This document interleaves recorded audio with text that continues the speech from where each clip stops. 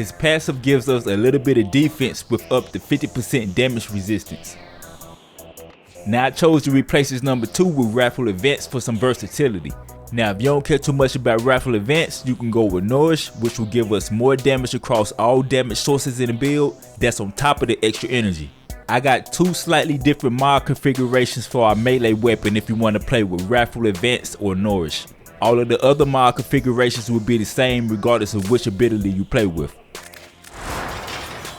75% damage for our Sentience. Literally anything can go here, very flexible. Strength, some range, and energy restoration whenever our Ortholysts damage enemies with their mortars. More on this in a moment.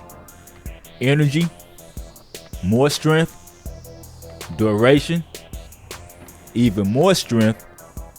Y'all know how I go with the strength mods. We will be constantly collecting energy orbs after killing large groups of enemies we pull together using the Razor Mortar augment, which allows us to group enemies together when we use our number 1.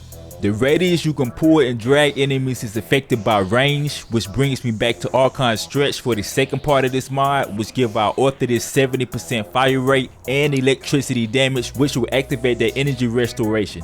I'll go over how you can make your Ortholysts shoot their mortar fire at a large group of enemies later in the video. 60% ability strength after 250 kills. For up to 60% ability strength on the next ability cast with some movement speed for our Sentience. This makes perfect sense to have. However, say if you activate the 60% ability strength using Arcane Commissado across all abilities at the beginning of a mission before you get your 60% ability strength from the 250 kills with Moa augmented, and you are satisfied with that damage, then you can easily swap this 60% ability strength from Arcane Commissado for a couple other arcanes that can be very useful, like Arcane Fury for 180% melee damage on critical hit. Some extra melee damage will go well with that high critical chance and damage we're going to have on our melee weapon. Or Arcane Primary Charger to give your sniper 300% more damage when you get a melee kill. I be needing to use different weapons cause I be getting bored watching the Ortholysts get kills with the mortars and I don't have to do anything. Crazy, right?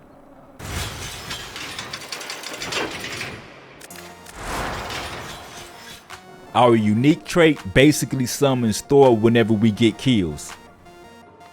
Multi-shot will be considered individual shots which will have their own chance to spawn more lightning strikes.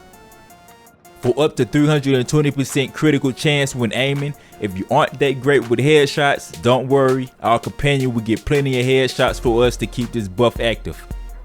Critical damage, for fire rate, and most importantly punch through, which is considered individual shots and will have their own chance to spawn more lightning strikes right along with multi-shot. Crit chance, cold, heat, and some status chance to give us blast, which works wonders with this weapon. Target acquired for a 60% headshot multiplier, not only for our target but every enemy hit with a lightning strike from our passive. Vigilante supplies for a 5% chance to increase our critical hit tier. And primary deadhead for up to 360% damage, negative 50% recoil, and an extra 30% headshot multiplier. Ugh. This is our melee configuration for Wrathful Events. Our melee weapon will spread tile status like most of our abilities and make it easier for Caliban to get an additional combo count. Stalking Fan, for 60% movement whenever we perform a heavy attack. This will activate every time you use Wrathful Events on the enemy since it's a heavy attack. Some damage, mainly for the 120% crit damage. The crit chance is always useful whenever Wrathful Events expires. Critical damage, for up to 70% attack speed on kill. For cold and some status chance. Toxin, for 80% damage per status affecting the target. Our affection mod goes here. For up to 240% corrosive damage. This will stay active as much as we are going to be spamming our number 1 ability to group enemies. It's also another status you can add to conditional overload. And this is the build if you want to play with Nourish. Sacrificial steel and pressure is going to replace galvanized steel and prime pressure point to get some of that crit chance back at the cost of a little bit of damage and critical damage. It'll help out since your Ortholysts don't prioritize the Acolyte or the Thrax. Especially if you're trying to snipe the Acolyte and they keep dodging, you'll need something that's going to hit that motherfucker across the head hard if you get too close. Here's the Moa parts.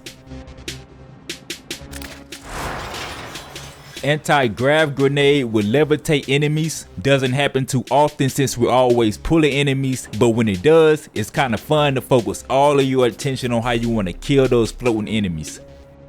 Some shield to keep our companion abilities in quick rotation. Some enemy and loot radar for an extra layer of defense. Reinforced bomb will give us 60% fire rate when our companion shield is over 1200. We got that 1200 by adding calculated redirection. Momentous bond to add statuses that has a 120% damage buff to our companion weapon every time we kill an Eximus. Contagious bond to keep those statuses spreading. Duplex bond for more modes to keep even more statuses spreading, and that will leave a lot of energy orbs laying around, further justifying added energy conversion to our warframe. We playing a looter shooter, right? Cold and status chance, toxin and more status chance, radiation and reload speed, fire rate and punch through, multi-shot, up to 80% damage per status affecting the target, magnetic damage and magazine capacity, thermite rounds for heat and even more status chance. I replace this with a ribbon if you have one.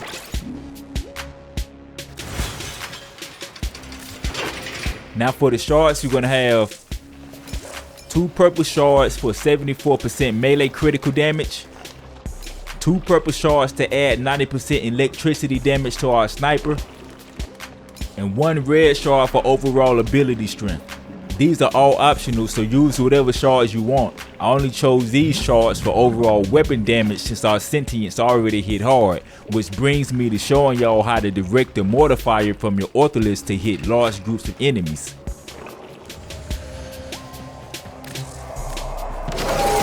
First call in your Ortholyst sentient, then use your #1 ability. You can jump to cancel the ability which kinda sling the enemies. And your sentients will teleport from wherever they are on a tile state to shoot their mortars at the group of enemies you just finished dragging through the dirt.